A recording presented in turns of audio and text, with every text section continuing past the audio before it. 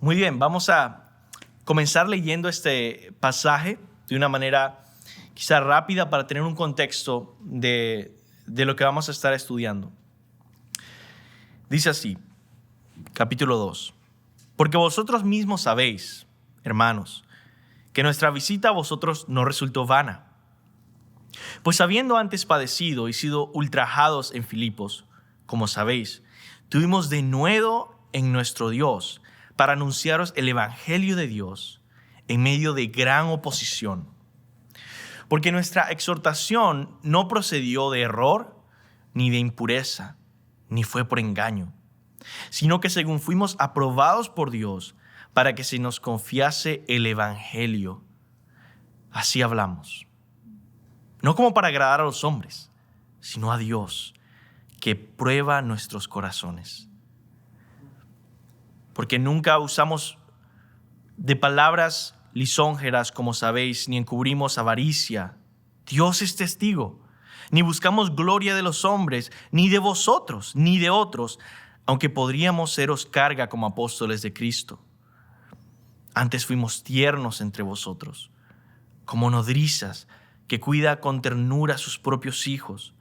Tan grande es nuestro afecto por vosotros que hubiéramos querido entregarnos no solo el evangelio de Dios, sino también nuestras propias vidas, porque habéis llegado a sernos muy queridos. Porque os acordáis, hermanos, de nuestro trabajo y fatiga, cómo trabajando de noche y de día, para no ser gravosos a ninguno de vosotros, os predicamos el evangelio de Dios. Vosotros sois testigos, y Dios también, de cuán santa, justa e irreprensiblemente nos comportamos con vosotros los creyentes. Así como también sabéis de qué modo, como el Padre a sus hijos, exhortamos y consolamos a cada uno de vosotros. Y os encargábamos que anduvieseis como es digno de Dios, que os llamó a su reino y gloria. Por lo cual también nosotros, sin cesar, damos gracias a Dios de cuando recibisteis la palabra de Dios que oísteis de nosotros, la recibisteis como palabra, no como palabra de hombres, sino según es en verdad la palabra de Dios, la cual actúa en vosotros los creyentes. Porque vosotros, hermanos, vinisteis a ser imitadores de las iglesias de Dios en Cristo Jesús que están en Judea. Pues habéis padecido de los de vuestra propia nación las mismas cosas que ellos padecieron de los judíos, los cuales mataron al Señor Jesús y a sus propios profetas, y a nosotros nos expulsaron, y no agradan a Dios, y se oponen a todos los hombres, impidiéndonos hablar a los gentiles para que éstos se salven. Así colman ellos siempre la medida de sus pecados, pues vino sobre ellos la ira hasta el extremo. Ese es el texto que tenemos frente a nosotros, y es un texto que a primera vista se entiende lo que está diciendo. Él está recordándoles qué es lo que sucedió en el primer momento cuando ellos conocieron el evangelio y la iglesia se formó. Ustedes pueden leer en Hechos capítulo 16 y 17 las circunstancias que habían en ese momento cuando Pablo plantó la iglesia de los tesalonicenses. Y cómo en medio de gran persecución la palabra de Dios fue poderosa y creó al pueblo de Dios. Hay una frase católica histórica muy importante para los católicos, que es contraria a una frase protestante o evangélica que tenemos nosotros. Y eso hace toda la diferencia en nuestra manera de entender la Biblia, nuestra teología.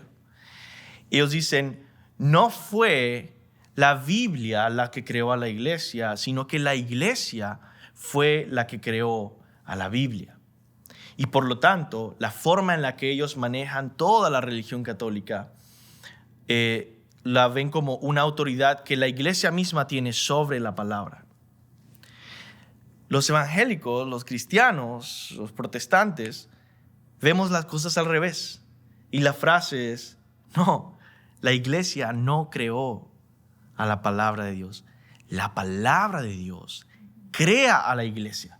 La palabra de Dios es poderosa y forma al pueblo de Dios y sostiene al pueblo de Dios y moldea al pueblo de Dios y va haciendo un surco en nuestros corazones y en nuestra cultura y en la forma en que la iglesia se va organizando y en las prácticas que tenemos, en la forma en que adoramos, en la forma en la que evangelizamos, en que ponemos o quitamos líderes, en la forma en la que practicamos la disciplina en la iglesia, la forma que oramos y alabamos, intercedemos y ayudamos al pobre. Todo lo produce la palabra de Dios en nosotros y somos deudores a la palabra y nos sostenemos en esa palabra que en su definición más básica es el evangelio.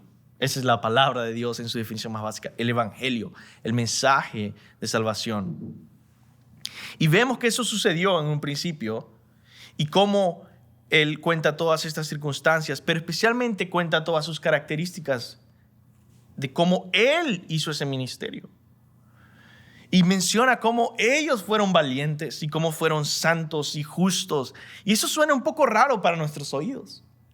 Y debemos aprender a leer la Biblia en su contexto. Yo las primeras veces que leí algunas cartas de Pablo en Corintios y acá, que menciona cosas así acerca de él, ¿no? Yo sufrí, yo me comporté justamente, irreprensiblemente ante ustedes. Yo decía, Pablo es un orgulloso. Pablo está alardeando, ¿no? de todas esas cosas que yo hice y esto y lo otro, ¿no? Sin embargo, no es así. Si nosotros entendemos el contexto, empezamos a entender que Pablo lo que está haciendo es respondiendo a ciertas dudas que los tesalonicenses tenían, porque Pablo muy pronto tuvo que irse de ese lugar y después de mucho tiempo no había vuelto a verlos y ellos estaban teniendo dudas de, ¿será que podemos confiar en Pablo? ¿Será que él nos abandonó? ¿Será que él no nos quería? ¿Será que él tuvo miedo? ¿Será que todas estas dudas? Y además habían enemigos de Pablo, falsos maestros que constantemente lo atacaban y decían, él los dejó, saben que él lo que estaba era buscando fama y se fue a otro lugar donde había más fama. Él lo que estaba buscando era dinero y se fue a otro lugar donde había más dinero. Él no los quería realmente, él estaba estafándolos. Y Pablo empieza a recordarles, no dejen convencerse de eso, ni por sus propios corazones, ni por mis enemigos. Recuerden. Y empieza a recordar todas estas características de cómo fue su vida en la que vamos a profundizar. Y una frase en la que yo puedo resumir todo este mensaje de hoy es que vemos vidas que inspiran santidad. Con esa frase yo resumiría el mensaje de este pasaje. Tenemos frente a nosotros en este pasaje vidas que inspiran santidad. Ahora, yo siempre tuve miedo de ser ingeniero cuando estaba decidiendo qué iba a estudiar, porque yo pensaba, todo el tiempo voy a estar en un salón de clase, me van a enseñar números y al final yo no voy a saber cómo hacer el trabajo. Y me van a poner en una construcción y voy a tener que liderar un lugar y yo no voy a saber nada de lo que tengo que hacer y voy a entrar en pánico. Yo tenía temor de entrar a estudiar ingeniería porque yo sabía que quizá no me iban a preparar para ver cómo era en el trabajo real la interacción en el trabajo con una construcción, por ejemplo. En el ministerio pastoral es igualmente necesario aprender, no solo leyendo libros o viendo videos o escuchando instrucciones, sino observando y aprendiendo en silencio lo que hace un pastor en su trabajo y cómo lo hace si uno quiere ser un pastor. En otras palabras, uno va viendo un ejemplo. Y hay cosas que uno dice, yo no puedo, yo no debo hacer eso, yo no voy a hacer eso, yo no quiero hacer eso, yo quiero ser diferente. Y hay otras cosas que uno dice, yo debo hacer eso, yo debo imitarlo en esto, ¿no? Y recuerdo yo tener una experiencia así en Texas con un pastor con el que yo estaba trabajando. Era un adolescente yo y estaba aprendiendo algunas cosas, pero yo me acuerdo solamente estar callado y mirando y viendo cómo íbamos a veces a pedir un permiso a la ciudad para hacer una actividad y cómo él lo hacía y esperar en línea y después ir a hablar con otros pastores de otra iglesia para ver cómo estaban y a organizar una reunión.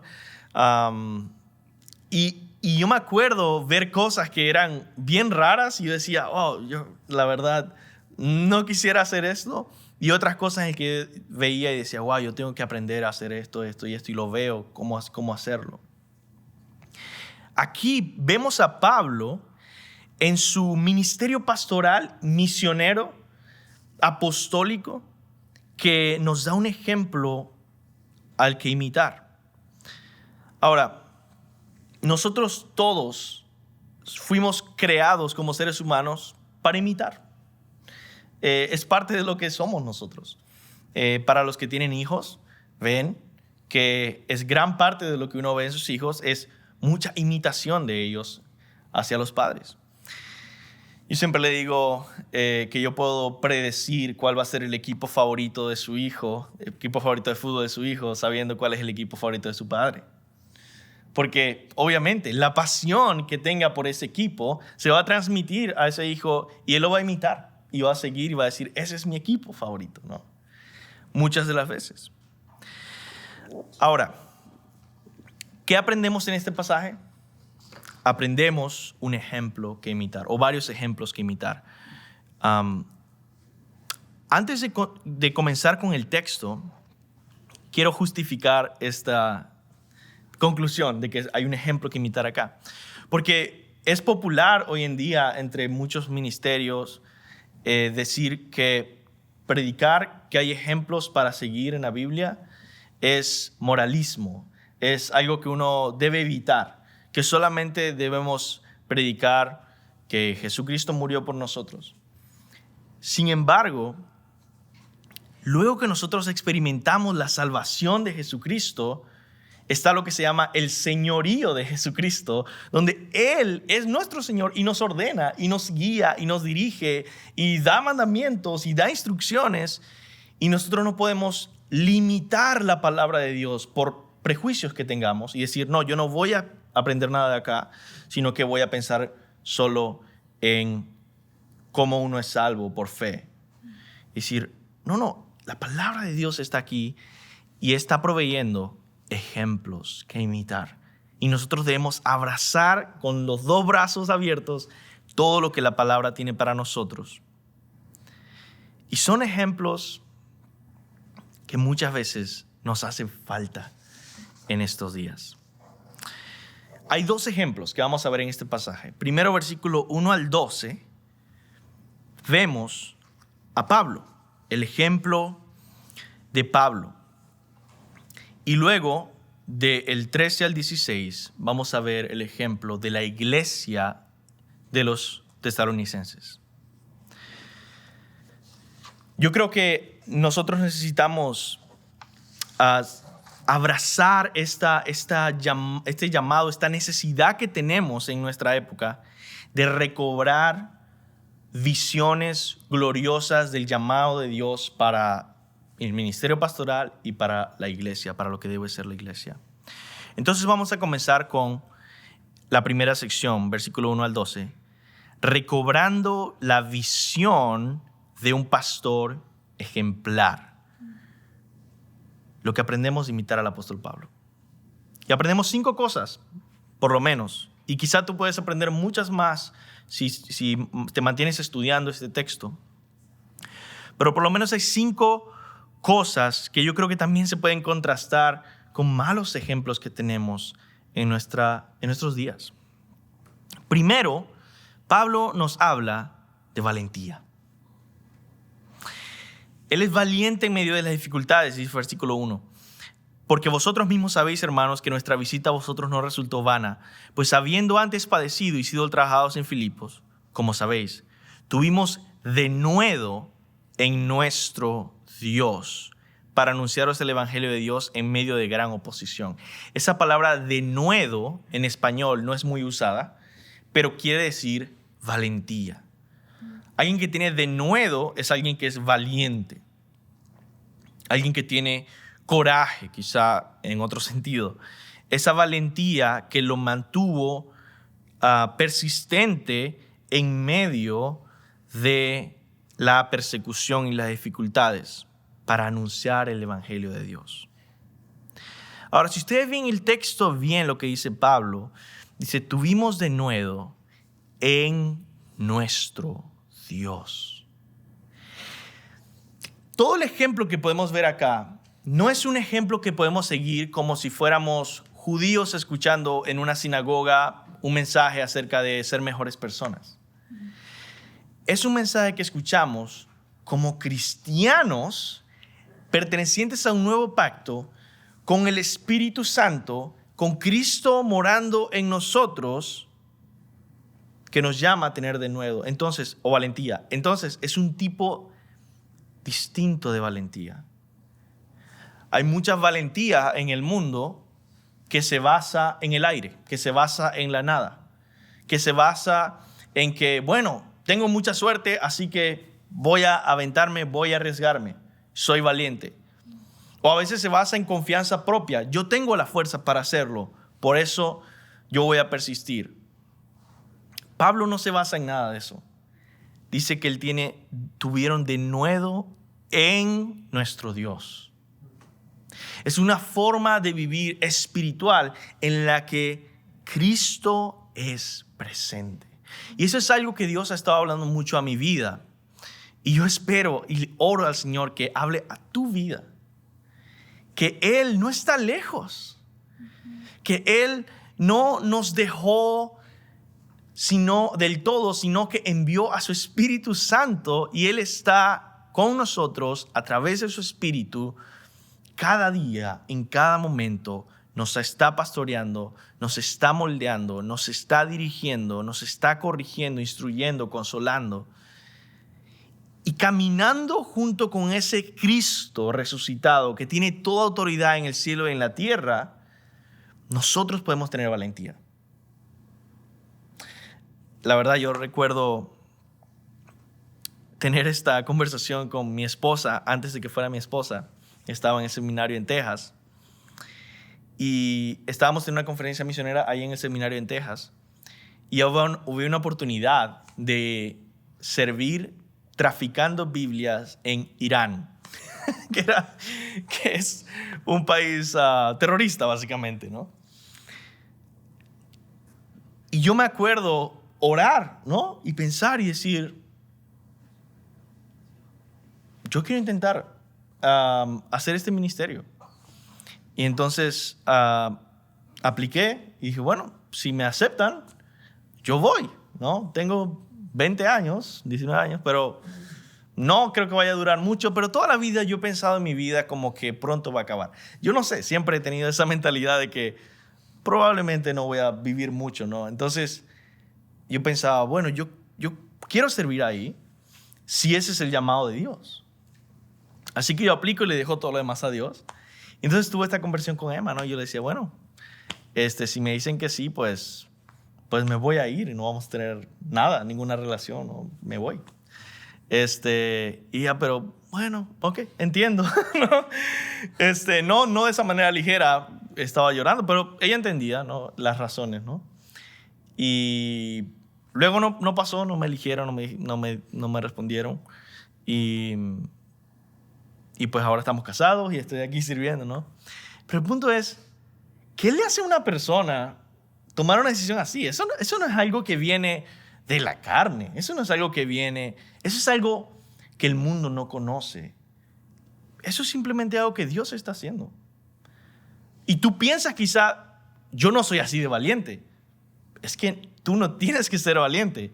El Espíritu Santo en nosotros, si Él te está llamando a hacer algo, Él va a poner esa valentía en ti. Y vemos eso en los mismos apóstoles. ¿Qué pasó cuando Jesús fue crucificado? Todos se fueron. Vino el Espíritu Santo en Pentecostés y después todos estaban diciendo que estaban gozosos por ser perseguidos en el nombre de Cristo. La valentía no viene de nosotros. Es el Espíritu Santo y toda la gloria es para Él.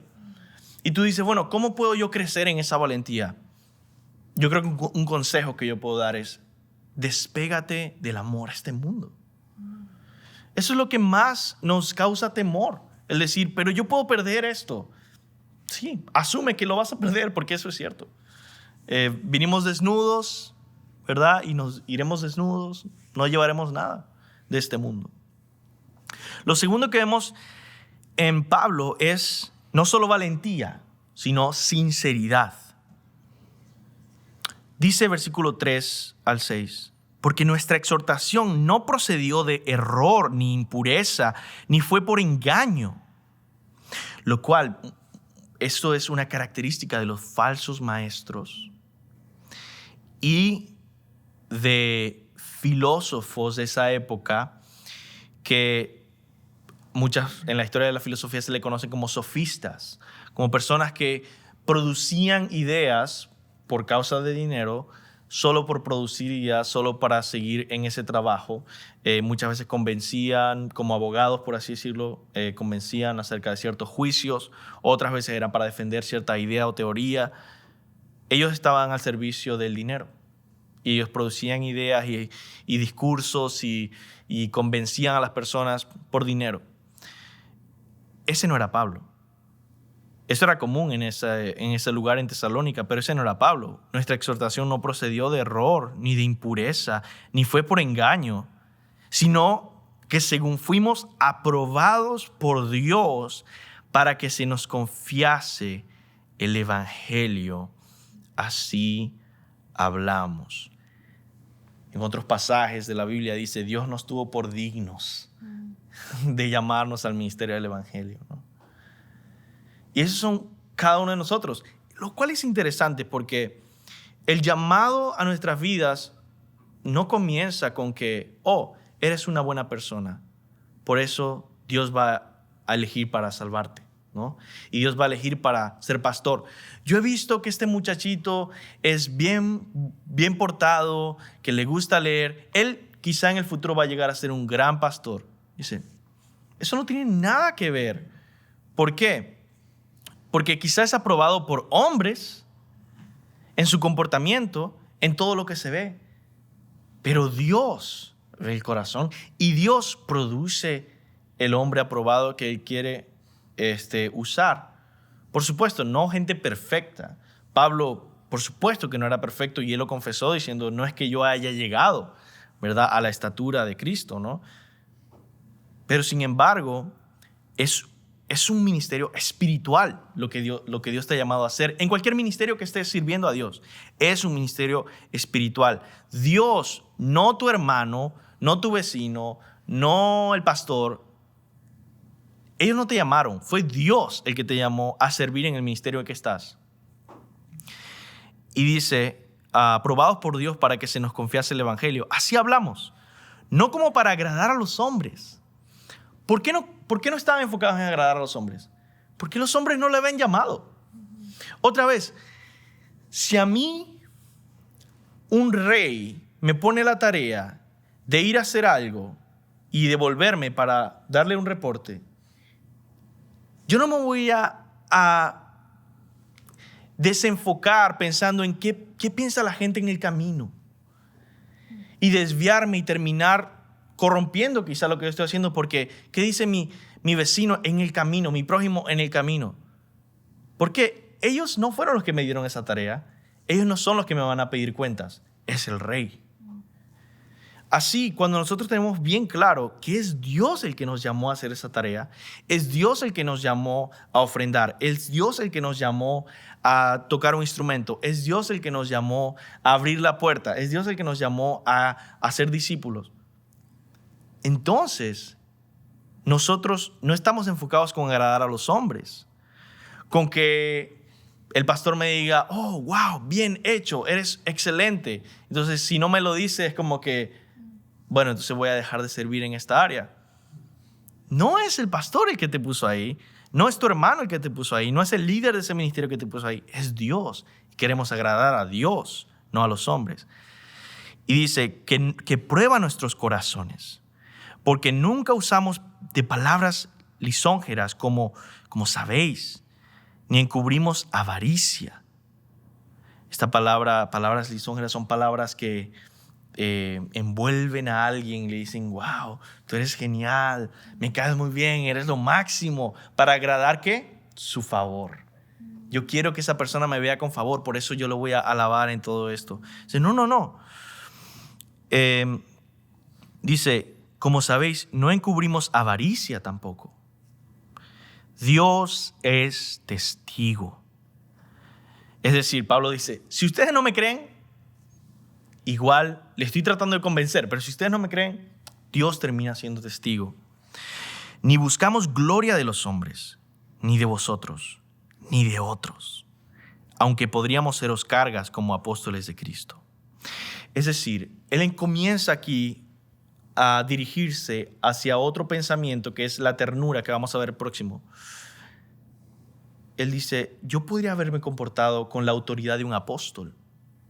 Yo podría haber demandado ciertas cosas. Sin embargo, yo preferí, y parecer poderoso, parecer autoritativo, parecer digno de respeto, pero yo preferí venir con humildad. Yo preferí venir dependiendo de Dios, y yo preferí venir con el amor de Cristo. Ahora, ¿cómo tú puedes crecer en ese tipo de sinceridad, ese tipo de motivaciones puras al servir a tu Dios? Un consejo que yo puedo dar es: abandona hoy el deseo de ser famoso. Yo creo que eso es un mensaje que va en contra de todo lo que nos enseña la cultura, ¿verdad? Es la cultura desde niño, ¿verdad? Da risa, ¿verdad? Pero los niños, ¿cuál es el sueño de los niños hoy en día? No es ser un gran médico cirujano. No es ser un ingeniero. No es ser un, no sé, general del ejército. No, es ser un youtuber. El sueño de los niños es poder ser esta gente famosa que está por todos lados en redes sociales. Y nuestro deseo debe ser abandonar ese deseo de ser famoso inmediatamente y pensar, no quiero aquello que me puedan dar los hombres y la aprobación que me den los hombres, sino Dios. ¿Recuerdan en el Sermón del Monte cuando Jesucristo está hablando de que Dios, hay dos formas de hacer las cosas? Una en el que ya recibiste tu recompensa y otra en la que el Padre que está en los cielos te recompensará. Y lo dice varias veces en diferentes cosas. Cuando uno da dinero a la iglesia, cuando uno ora, cuando uno ayuna. ¿Ya recibiste tu recompensa? ¿O tu Padre que está en los cielos te recompensará? Pregunta, ¿cuál es esa recompensa? Yo me pregunté eso por muchos años. ¿Qué es esa recompensa? ¿De qué está hablando? ¿Cuál recompensa? En el contexto, yo creo, tengo mi confianza, que la recompensa a la que se refiere Jesús, yo puedo definirla como palabras de afirmación. Entonces Jesús está diciendo, si tú estuviste ayunando y pusiste tu cara demudada y la gente te vio y dijo, wow, ya recibiste tu recompensa, tus palabras de afirmación. Pero si lo haces para Dios, ¿qué dice? Tu Padre que está en los cielos te dará esas palabras de afirmación. ¿Qué dicen? Bien, buen siervo y fiel, en lo poco fuiste fiel, en lo mucho te pondré. Esa es la recompensa que nosotros esperamos ver en el día final. Esas palabras que vienen de Dios. Por lo tanto, queremos mantener valentía, queremos mantener sinceridad o motivaciones puras. Tercero, queremos mantener amor. Un tipo de amor tierno. Dice versículo 7 al 8. Antes fuimos tiernos entre vosotros, como la nodriza que cuida con ternura a sus propios hijos. Tan grande es nuestro afecto por vosotros, que hubiéramos querido entregaros no solo el evangelio de Dios, sino también nuestras propias vidas, porque habéis llegado a sernos muy queridos. Pablo usa varias metáforas de familia aquí. De hecho, esa palabra en griego, cuando dice tierno, nosotros fuimos tiernos entre vosotros. La verdad esa palabra dice, nosotros fuimos como niñitos entre ustedes, vulnerables. Y luego dice, nosotros fuimos como nodriza. ¿Qué es una nodriza? Es como una madre o una persona que está cuidando a su bebé, está amamantando a su bebé. Con ternura cuida a sus hijos. Tan grande es nuestro afecto por vosotros que hubiéramos querido no solo darles el evangelio, sino darles nuestras vidas enteras. Debemos recobrar la visión de un pastor ejemplar que está en la palabra de Dios y que nos inspira a ser así. Porque si nosotros no tenemos esa visión, no vamos a tener ni producir en esta iglesia más y más pastores que sean bíblicos, que sean así, que sean como Pablo. Por eso es tan importante e imperativo recobrar la visión gloriosa que tiene la Biblia de un pastor. Me acuerdo leer un artículo de la iglesia perseguida y cómo habían áreas de África en el que era tan común que los pastores fueran encarcelados porque eran lugares que son extremadamente musulmanes y es contra la ley ser cristiano y predicar el evangelio, que era tan común en esas áreas específicas que un pastor fuera encarcelado, que si un pastor primero no estaba ya dispuesto a morir por la congregación, que eran que 15, 20 personas, a morir por la congregación, no podía ser pastor. Porque probablemente eso iba a pasar. Era parte del contrato, era parte del trato. Vas a morir. Eso nos recuerda la valentía, la sinceridad y el amor que tiene esta visión de un pastor ejemplar que Pablo está poniendo en nuestras mentes. 4, diligencia. Pablo comienza a decir que él fue diligente trabajando, porque versículo 9, porque os acordáis, hermanos, de nuestro trabajo y fatiga, como trabajando de noche y de día, para no ser gravosos a ninguno de vosotros. ¿De qué está hablando? Primero uno lo puede leer y decir, bueno, dice, os predicamos el evangelio de Dios. Al final uno puede pensar, estaban trabajando predicando el evangelio. Y Pablo aclara después que no, él está hablando de que él estaba trabajando en un trabajo, probablemente haciendo tiendas, no sé, pero trabajando para no ser carga a ellos y poder continuar predicando el evangelio sin obstáculos, sin las acusaciones de esos enemigos que tenía, que decía, tú eres un sofista que simplemente estás dando estos discursos para quitarle dinero a la gente. Él trabajaba día y noche para que ese obstáculo no fuera ahí. Sin embargo, Pablo hace este mismo ejercicio, esta misma decisión de trabajar por sí mismo una y otra vez, y siempre le está celoso de proteger el apoyo económico de los pastores, y siempre está diciendo, esto es mi decisión, pero recuerden que el que predica el evangelio debe vivir del evangelio. Recuerden que ustedes deben apoyar a los pastores. Recuerden que tengo yo el derecho de ser apoyado por ustedes, pero yo estoy decidiendo no hacerlo, ¿no? Y Pablo tiene este celo de siempre proteger a todos los otros pastores que no están tomando esa decisión para que la iglesia diga, ustedes van a ser como Pablo, ¿no? Sin embargo, vemos esa diligencia en trabajar y en fatigarse, pero también en predicar y ser ejemplo, porque dice, versículo 10, vosotros sois testigos, y Dios también, de cuán santa, justa e irreprensiblemente nos comportamos con vosotros, los creyentes. Pablo está hablando aquí de hacer más allá de lo que cualquiera haría para proteger tu testimonio, para proteger la reputación. Hay un proverbio que dice que la buena reputación es más valioso que las piedras preciosas. Y eso es cierto, porque las piedras preciosas, el oro y el diamante se puede recuperar, pero quizá una mala reputación jamás se puede recuperar. Así que Pablo trabajó arduamente para conservar su testimonio santa, justa y irreprensiblemente ante ellos y poder tener la confianza de decirles esto. Y mi pregunta para ti es, ¿estás haciendo eso tú? ¿Estás dando todo y más allá de todo para guardar tu reputación por amor al evangelio y por amor a tus hermanos y por amor a la iglesia de Dios?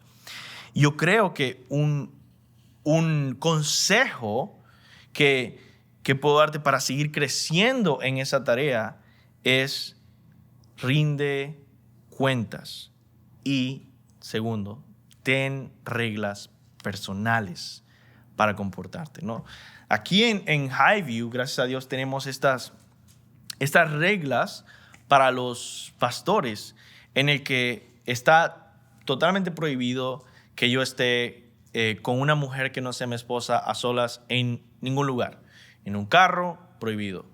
En un cuarto, prohibido. En un cine, prohibido. O sea, no puedo estar con una mujer a solas que no sea mi esposa.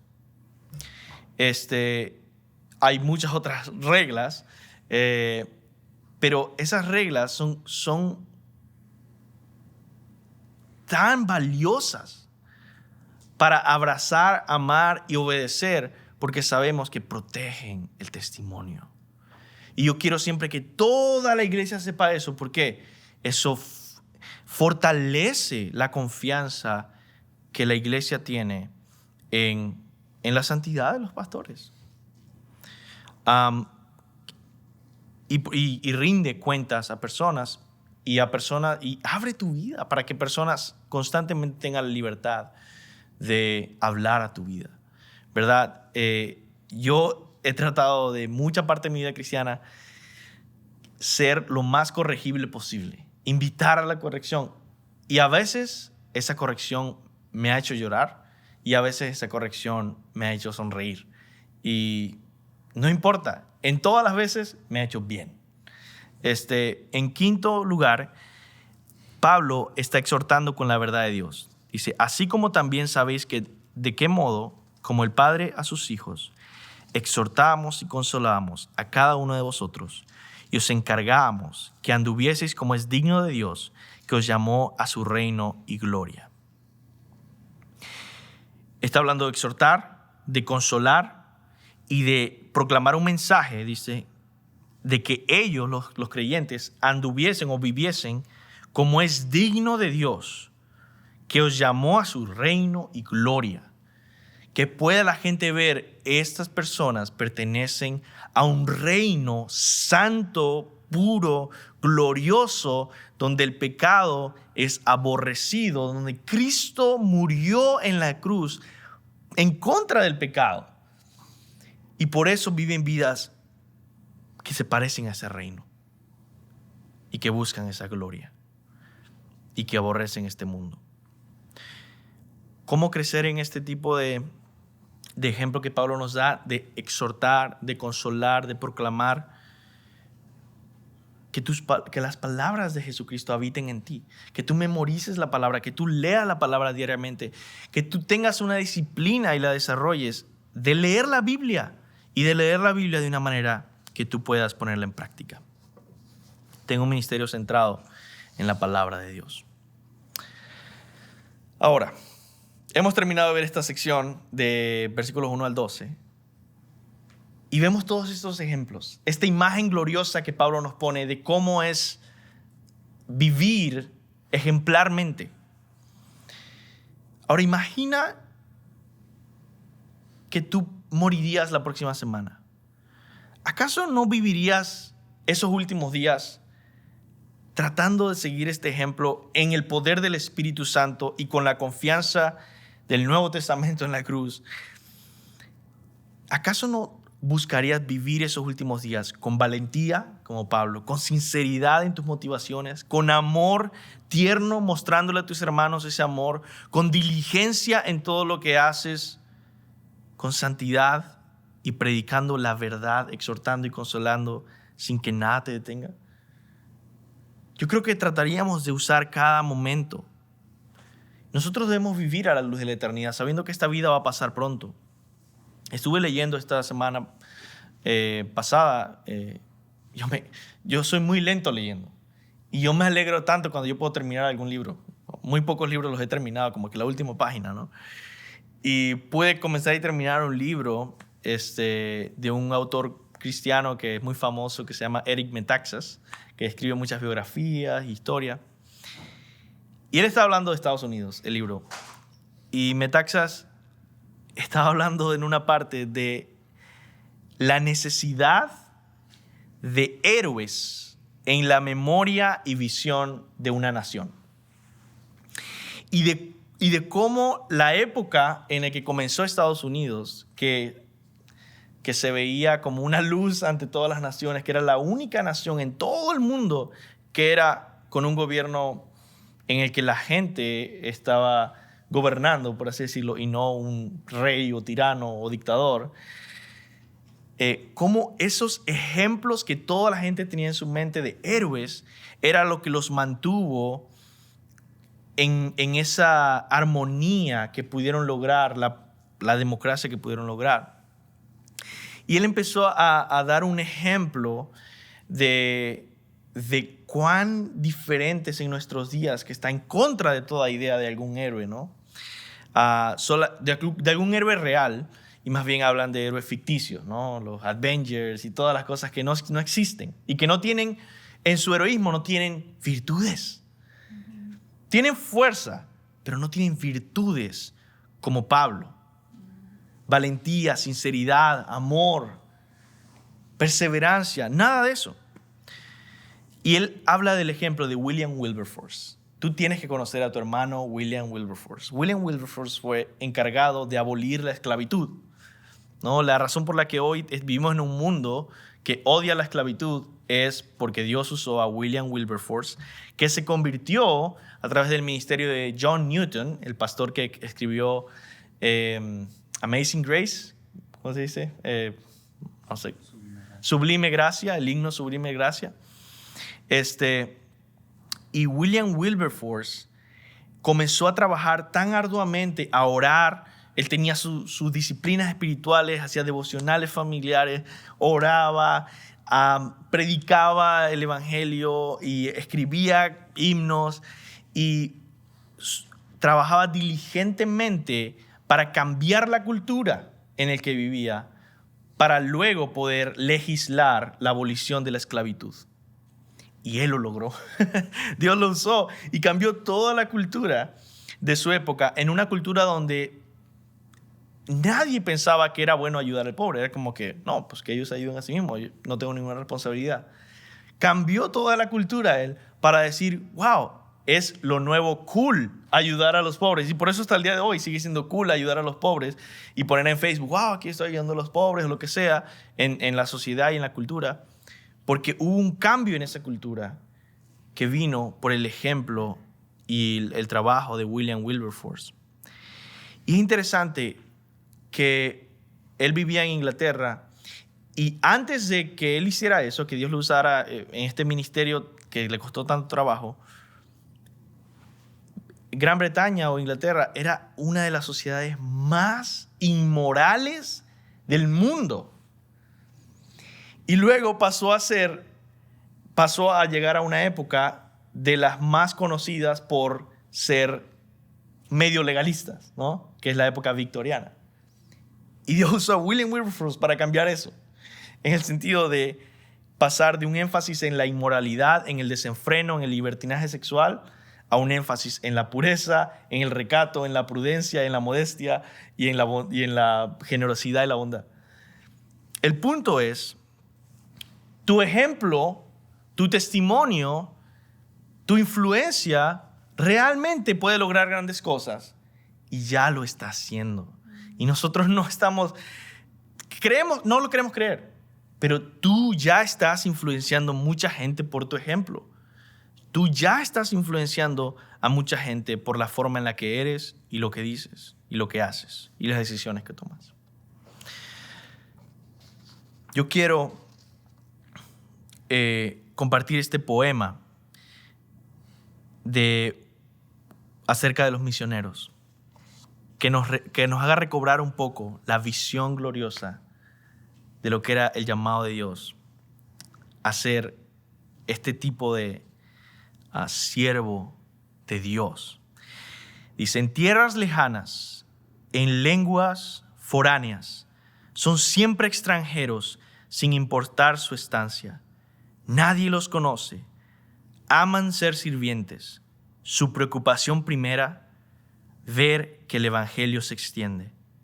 Su pan diario y su quincena es adorar al Cordero y anunciar su muerte. Su rutina vespertina, una sonrisa sufrida y una oración ferviente. Con gratitud él canta una alabanza frecuente, mientras con firme fe marcha, enfrentándose a la muerte, para que otras lenguas canten, otros pueblos alaben, otros labios sonrían y otras almas se salven. Estos son vivos ejemplos de lo que debemos anhelar. Aunque no sabemos quiénes son, ellos tienen una sola audiencia, Dios. Ellos son preciosos santos, mis amigos, los misioneros. Nosotros debemos recobrar como iglesia, como pueblo de Dios, esa visión gloriosa de lo que es ser un misionero, un pastor, un evangelista, un adorador. Y si esta generación no puede recobrar esa visión gloriosa del llamado de Dios a servirle a tiempo completo, entonces ¿quién irá a predicar? Entonces ¿quién cantará? ¿Quién irá como misionero? ¿Quién pastoreará la iglesia? ¿Quién proclamará las buenas noticias con valentía a la próxima generación? ¿Quién pastoreará esta iglesia de Highway en español en 60 años? Yo le pido a Dios que Él llame a miembros de nuestra iglesia a servirle a tiempo completo como pastores, como misioneros, como evangelistas, con una visión gloriosa de que ese sea su mayor pasión. Y deseo verles servir a ustedes, a sus hijos, a sus nietos, a tiempo completo, en iglesias y en las naciones, con el carácter de Pablo, sabiendo cuál es su ejemplo, no con el sueño de ser youtuber, sino de ser misionero, sino de ser pastor, sino de ser evangelista, con valentía en medio de las dificultades, con motivaciones puras en su servicio a Dios, con amor sincero por el pueblo escogido de Dios, con diligencia, con santidad, predicando la verdad de Dios. Quiero terminar con Romanos 10:14. ¿Cómo pues invocarán aquel en el cual no han creído? ¿Y cómo creerán en aquel de quien no han oído? ¿Y cómo oirán sin haber quien les predique? ¿Y cómo predicarán si no fueren enviados? Como está escrito, cuán hermosos son los pies de los que anuncian la paz, de los que anuncian buenas nuevas. Mas no todos obedecieron al evangelio, pues Isaías dice, Señor, ¿quién ha creído a nuestro anuncio? Así que la fe es por el oír, y el oír por la palabra de Dios. Yo oro a Dios que despierte una generación de personas, de miembros, de siervos que tengan claramente en su corazón una visión gloriosa de lo que es servir a Dios a tiempo completo. Oro que ese seas tú. Vamos a orar. Señor, que el ejemplo de Pablo pueda despertar en nosotros un llamado. Que tu Espíritu Santo sea recobrando un compromiso contigo, con el evangelio, con el ministerio. Una visión gloriosa que va más allá de lo que este mundo puede imaginar, pero que se reviste de tu gloria, de tu aroma, de tu luz. Y no es un ejemplo carnal, sino que es un ejemplo lleno de la cruz, lleno del cordero, de la sangre del Cordero, lleno del mensaje del Evangelio, lleno de dependencia del Espíritu Santo, firmes en el nuevo pacto, no como moralismo, sino como redimidos, viviendo bajo el señorío de Cristo. Guíanos y pastoréanos para servirte, Dios, en el nombre de Jesús. Amén.